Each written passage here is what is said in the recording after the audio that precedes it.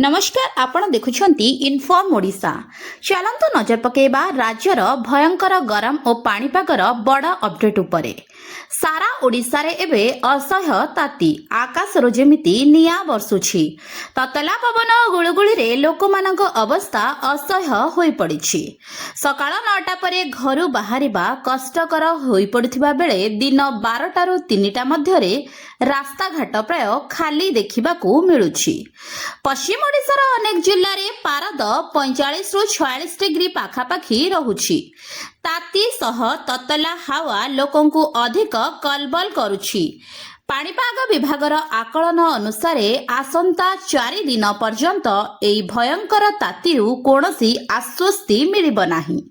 विशेषकर संबलपुर बलांगीर और बौद्ध जिल्ला रे ग्रीष्म प्रवाहर स्थिति अत्यंत गंभीर रहिछि। एही 3टी जिल्ला पई पाणीपाग विभाग रेड वार्निंग जारी करिछि।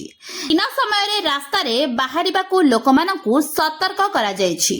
एपटे झारसुगुड़ा सोनपुर नुआपड़ा और कलाहांडी जिल्ला पई ऑरेंज वार्निंग जारी होइछि।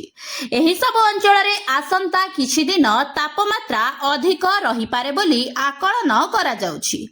केवल दिन नुहे राति रे मध्य ताती लोकंकु अस्थिर कर देउछि।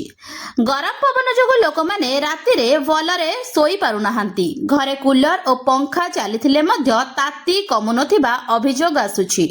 अत्यधिक गरम जोगु शिशु, वरिष्ठ नागरिक, असुस्थ व्यक्ति और गर्भवती महिलांक पई विपद अधिक बढ़ी जाइछि।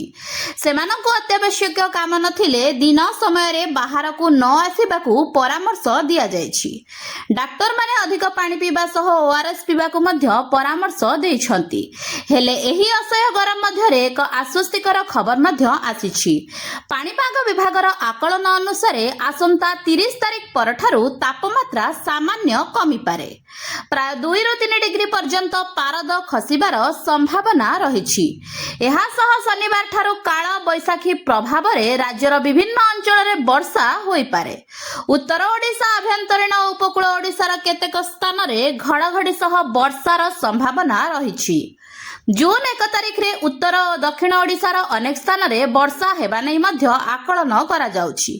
जदि वर्षा हुए तेबे ए असह्य गरम रु लोक माने किछि मात्रा रे आश्वस्ति पाई परिबे।